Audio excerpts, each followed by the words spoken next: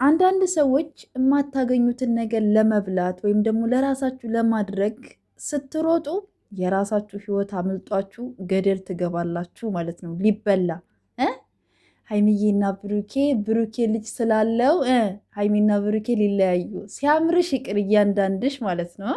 ቅመሟ እኮ ከነምንህ እወድሃለሁኝ አፈቅራለሁ የኔ ውድ የኔ ሸበላ ብላ እኮ ተቀበለችው። ተበላችሁ ነው ብላችሁ እና ለማንኛውም ማለት ነው ቅመምዬ መልእክት አስቀምጣለይ ቲክታክ ስቶሪ ላይ ብሩኬም እንደዛው ስቶሪ ላይ አስቀምጧል። ለማንኛውም ማለት ነው አንዳንድ ሰዎች ስርዓት ይኖራችሁ፣ እሺ፣ ስነ ስርዓት ይኖራችሁ፣ እሺ። በሰው ህይወት ጣልቃ ገብታችሁ እናንተ ፈራጅ እናንተ ተናጋሪ እንሆን አትበሉ፣ እሺ። እነሱ መቼም አይለያዩም፣ እሺ። ልጁ ደግሞ የብሩኬ አይደለም። እሺ እኔ ልንገራችሁ አስረግጬ ማለት ነው አስረግጬ ልንገራችሁ የብሩኬ ልጅ አይደለም። እያየ ተቃጠሉ አንዳንድ ሰዎች ማለት ነው። የሆነ ምክንያት አገኘን በቃ ምናምን ልጅ ስላለውን እሷ አትፈልግም ምናምን ምናምን እያልሽ እያንዳንድሽ ማለት ነው አርፈሽ ተቀመጭ ማለት ነው። ሲቀጥል ማለት ነው መልእክቱ ምን ይላል መሰላችሁ? የቅመምዬ ሰይጣን እረፍት ሲወጣ ቀይ ሰው ይልክባችኋል ይላል። ማርያምን ያሳቀኝ እንትን ነው። በነገራችን ላይ እውነቷን ነው ያለችው፣ የእውነት ለመናገር ማለት ነው። ሰይጣን አንዳንድ ጊዜ እኮ ሰይጣን ራሱ ስራ እረፍት ሲወስድ ሰው ይልክባቸዋል። ታውቃላችሁ አይደለም?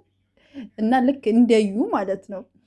ሲቀጥል ደግሞ ብሩኬ ደግሞ የሚረዳኝ የለም እኔም ማስረዳት አልችልም ብሏል። አዎ በነገራችሁ ላይ በቁም ነገሩ ማለት ነው በችግር ውስጥ በጭንቀት ውስጥ በብዙ ውጣ ውረድ ውስጥ ሆናችሁ ተጨናንቃችሁ ያለባችሁን ነገር ለሰው እያስረዳችሁ ሰው ሳይረዳችሁ ሲቀር በጣም ያማል።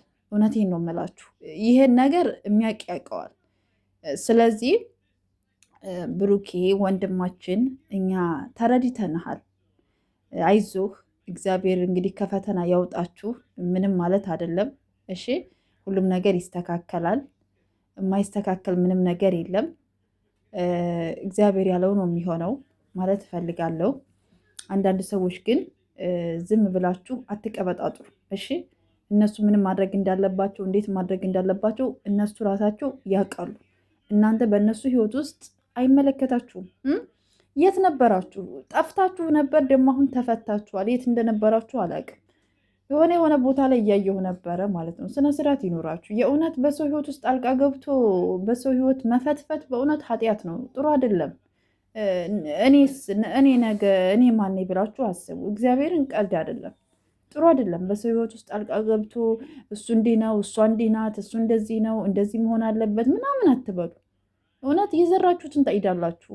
እሺ ሀይሚና ብሩኬ ይለያያሉ ብላችሁ አስባችሁ ከሆነ ሲያምራችሁ ይቅር። መቼም አይለያዩም። እሺ የሚለያዩ ሰዎችም አይደሉም። ምንም ነገር ይምጣ ልጁ የእሱ ቢሆንም ማለት ነው ሀይሚ እንደማትለየው እኮ ቃል ገብታለታለች። እሺ እዩም ብትሆን ምንም የምታመጣው ነገር የለም። አሁን ቅን ቅን ቢያረጋት አርፋ ትቀመጣለች። እሺ ወደደችም ጠላችም ማለት ነው አርፋ ትቀመጣለች። እሺ ምንም አታመጣም። እዚህ ቦግ ቦግ ብትል ምንም እሳት ነዶ ይበርዳል አይደለ? ስለዚህ እሷም ቱጋ ነው የሚባለው። ነዳ ከዛ ትበርዳለች። ስለዚህ ምንም የሚያሳስብ ጉዳይ የለም። የጨሪቃ ፋሚሊ ብቻ ሀይሚዬና ብሩኬን የምትወዱ ብቻ በቃ ከጎናቸው ቁሙ፣ እንዳትለያዩ።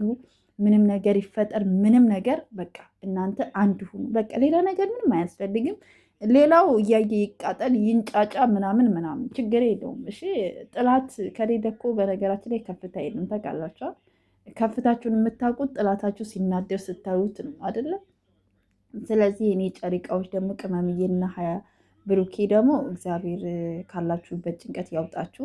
እንግዲህ ስራ የሚሆን ድራማ የሚሆን ቁም ነገር የሚሆን ብቻ እናንተ ፋበሉ።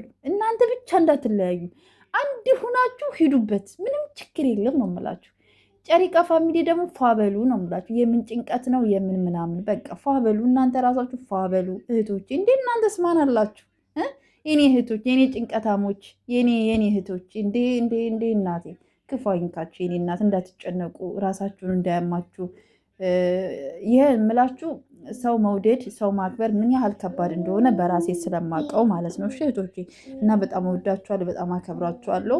በያላችሁበት ሰላማችሁ ብዝት ይበርልኝ። ግን አንዳንድ ሰዎች በጣም ትገርሙኛላችሁ። የማትበሉትን ነገር ለመብላት ለማግኘት ስትጥሩ ትወድቃላችሁ። ለማንኛውም ፏፈሽ በሉ ውድ ቤተሰቦች፣ በያላችሁበት ሰብስክራይብ እያደረጋችሁ ደግሞ ሰብስክራይብ አድርጉኝ እናንተ። ይሄ አዲስ ቻናል ነው ብያችኋለሁ አይደለ?